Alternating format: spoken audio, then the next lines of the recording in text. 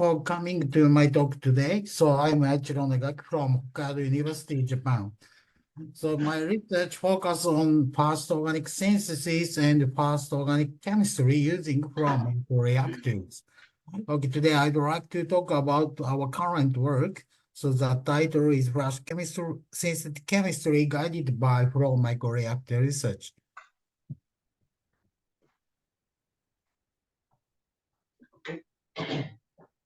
Okay, I will show you our research goal.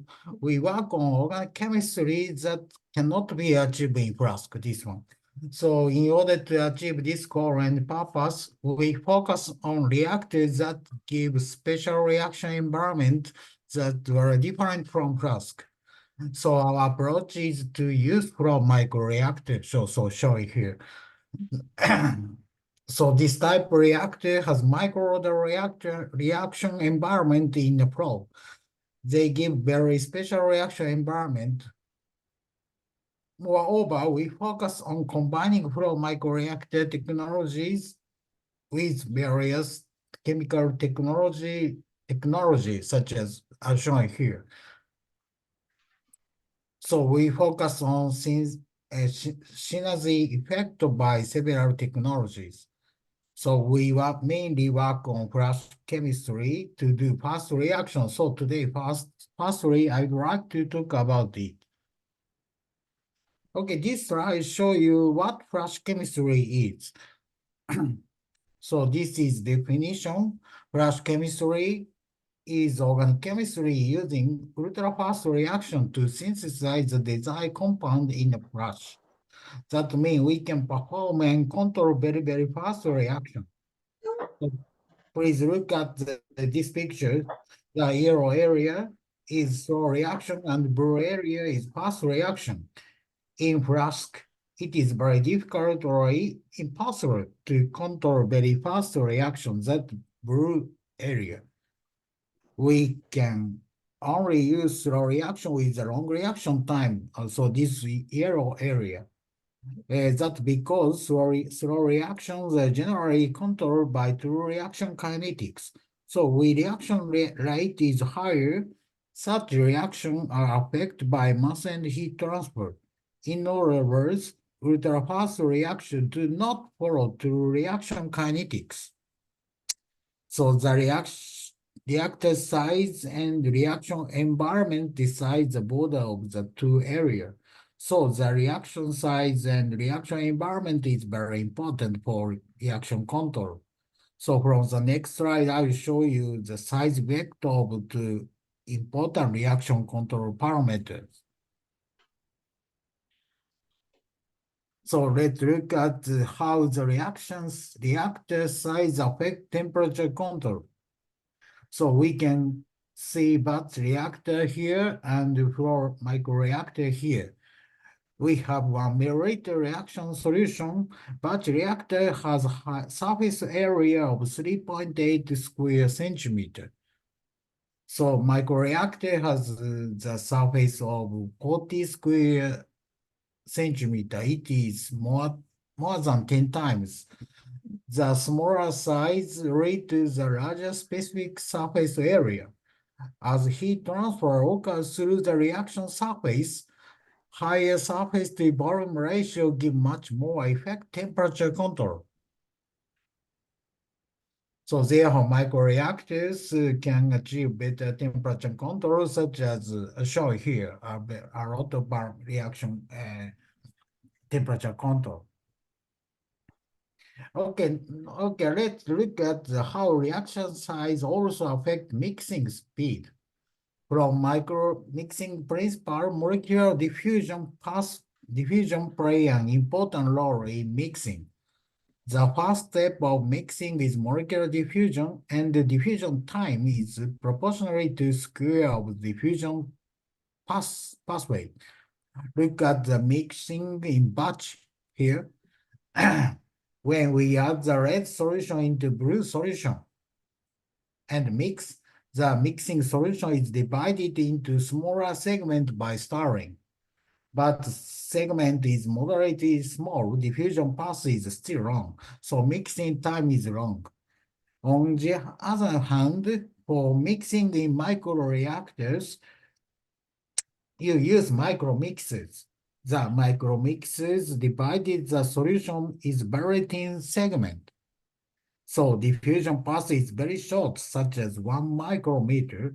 So you can achieve mixing is very, very short time, such as 1 millisecond or below.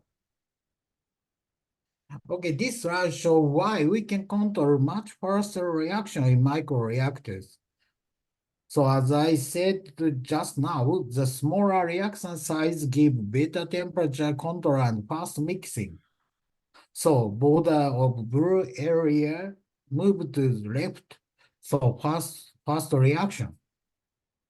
So we can access and approach ultra-fast reaction based on real kinetic in this orange area. In batch reactor, orange area of ultra-fast reaction cannot be accessed based on the real kinetics. So this is the concept of flash chemistry. So by using microreactor, we can access ultra-fast organic chemistry that cannot be in flask. In synthetic chemistry, it is very important goal to make desired compound selectively. Using flash chemistry, we have tried to control the selectivity in very fast reaction based on real kinetics. It is especially challenging to achieve that for very fast reactions. We have studied 3 types of reaction selectivity. Today, I will show you results from 2 types of reactions. So first, I would like to show you selectivity control for competitive consecutive reaction. Let's look at the picture of competitive consecutive reaction. So A react with B to produce AB, then AB react with B to make ABB. These 2 reaction steps compete each other. When AB is your desired product, we only want to make AB, but it is often difficult to make only AB, while suppressing to the formation of ABB, even if A and B are mixed with more ratio of 1:1. You can achieve that with microreactors. Precise temperature control and fast mixing can give great selectivity control.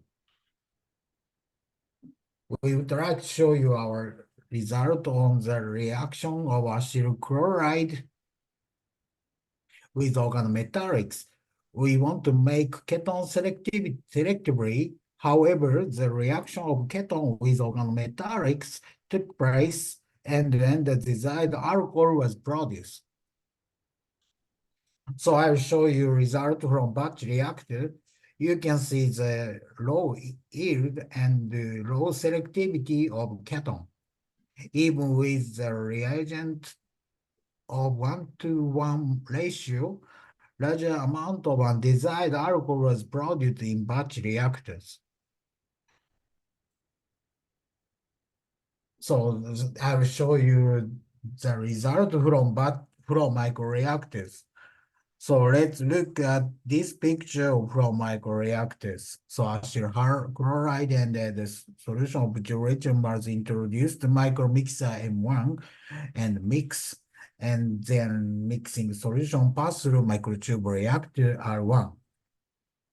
Okay, and please look at the graph of comparison between mixing speed and reaction selectivity. So x-axis shows the total flow rate in micromixer M1 and faster flow rate, faster mixing. And the y-axis shows the yield. The red line shows the desired product and black line shows the undesired product alcohol. At low flow rate conditions, the yield and selectivity was very low. This is similar to batch result. However, higher flow rate gave higher yield of desired product. At the total flow rate is 25 milliliters per minute, the that the desired product of keton was 72% yield, together with suppressing the formation of alcohol, 9% yield. So from these results, we found that the high flow rate condition can achieve the highly selective reaction. So as fast mixing is very important to control such reaction selectivity. So this result means that kinetic 1 is larger than kinetic 2, and we can approach reaction selectivity based on the real kinetics. So from the same type of reactions, a competitive sequential reaction, we can apply for the control additional polymerization reaction. So I will show you an example, anionic polymerization reaction in microreactor. The picture shows the flow microreactors, and the first step is generation of initiator, and the second step is polymerization, and the third step is polymerization, and the final step is trapping reaction of leaving end functional group, leaving end function, polymer, leaving end. So as a result, bifunctional polymer with a more narrow molecular distribution control can be produced in the one flow and very short time. And next I'll show you move to the second type of reactions. So please look at the intermolecular competitive parallel reaction. So two functional group B and C are on one molecule, the same molecule. So a react with functional group B to give one product. In construct, A react with functional group C to give another product. We only make one product selectively. I will show you actual example as shown here. The formyl and the ketone carbonyl group on the same benzene ring. Phenyl region react with one and or both two different functional groups. The reactivity of aldehyde is higher than ketone. Based on the real kinetics, we expect to get the product from the phenyl region and formyl groups.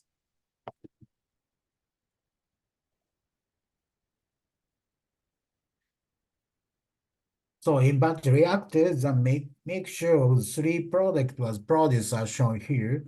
So 23% of desired product was obtained, but undesired product here and here was produced as a large amount of byproduct. Batch reactors couldn't control this fast reaction and failed to make desired product selectively. And I will show you the result from microreactors. At the total flow rate of 30 milliliter per minute, very fast flow rate condition, 73% yield of desired product can be obtained. Very good yield and selectivity. And 8% of 8% yield of undesired product and 1% of the additional product could be suppressed. We found fast mixing is also very important to control selectivity for competitive parallel reactions. This reaction also indicated the real reaction kinetic with aldehyde is larger than that with ketone.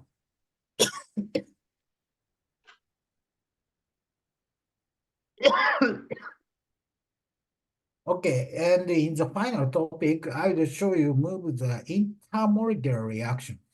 Please look at the picture of intermolecular competitive parallel reaction. Two different compound A and B and C are involving the same solution. When we add the reagent A to solution, AB and or AC was produced together with a reactor B and or C. So I will show you first amidation from acyl chloride and amine under the aqueous condition. 70% of the desired product was obtained by amidation. However, 82% yield of acetic acid was produced by the hydrolysis. This may not be reasonable result.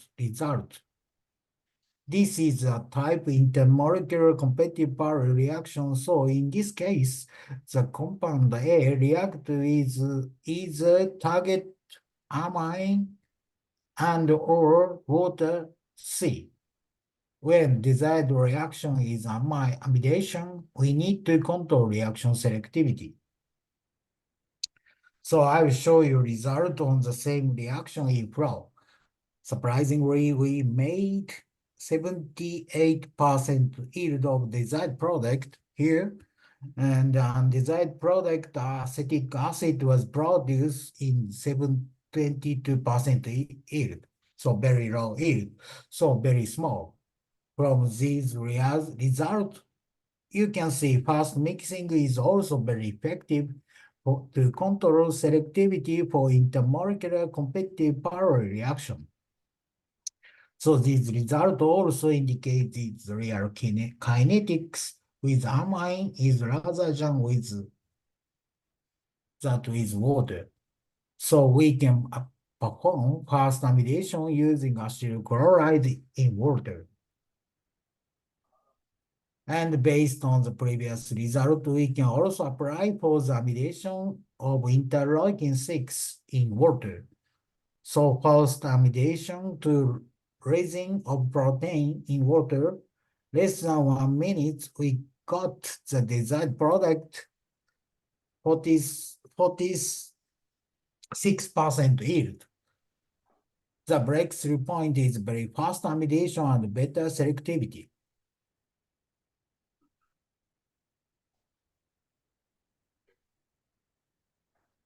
Okay, and previously I talked about how the reactor size, temperature control, and mixing speed. Next, we would like to focus on the reaction time control. So let's compare reaction time control between batch and flow. In batch reactor, we started the reaction by adding the reagent into substrate, and then we end the reaction by adding quencher. We can control reaction time by changing the time between reagent addition and quencher addition. However, I think controllable reaction time is above 1 second. In the flow reactors, reaction time is equal to residence time. The residence time between the reagent addition and the quencher addition. We can control reaction time by changing the lengths between two additional points here. By using micro-mixer, mixing time is very, very short. Therefore, the reaction time can be controlled in very short time and precisely. Based on the precise residence time control, we can access highly reactive and unstable intermediates. So let's look at more detailed substrate A and reagent B introduced to micromix and fast mixing. Then highly reactive intermediate is generated. If generation time is longer, unstable intermediate will be decomposed. So we must manage generation time within the lifetime of the intermediate. We can make these intermediate and use them in the next time before the decomposition. Then we can use intermediate for the next reaction with quencher This is only possible with precise residence time control by flow microreactors. I believe the concept between novel principle for reaction intermediate chemistry. So I will show you one example of diode meteorium. This picture shows the flow microreactor to control this reaction. The protonation of diode methane with LDA generate diode meteorium. This unstable intermediate thus generated decompose even at low temperature.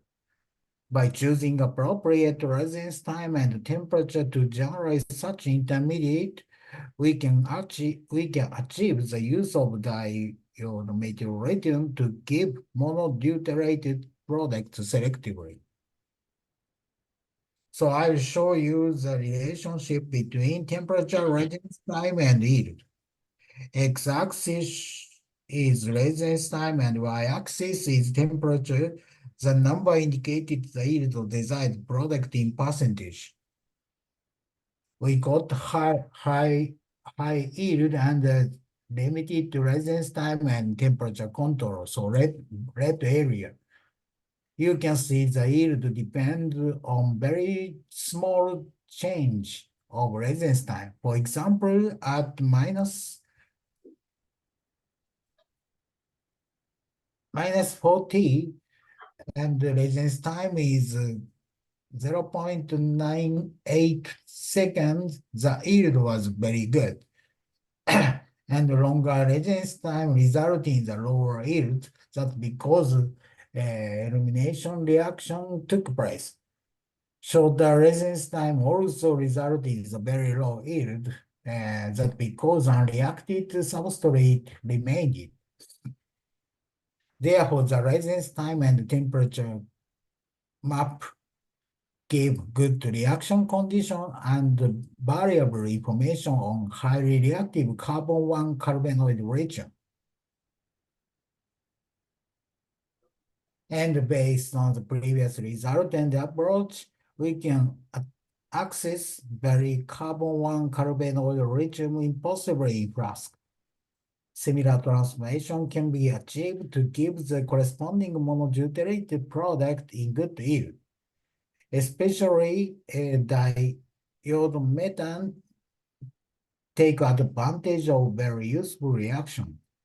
We can use monodeutenated diode methane instead of diode methane for useful reactions such as Simon-Smith reaction to give the corresponding monodeutenated products as shown here. Okay, this slide is the conclusion slide. Flow microreactor is a powerful tool to control extremely fast reaction. First, I showed you fast mixing enables selective ultra-fast reaction. Second is we successfully use highly unstable intermediate with precise residence time control. Then, I also show you that we can connect reactors and mixers and control fast reaction to make complex molecules. Flash chemistry can enable these impossible reactions in batch reactors. Okay, thank you very much for your kind attention.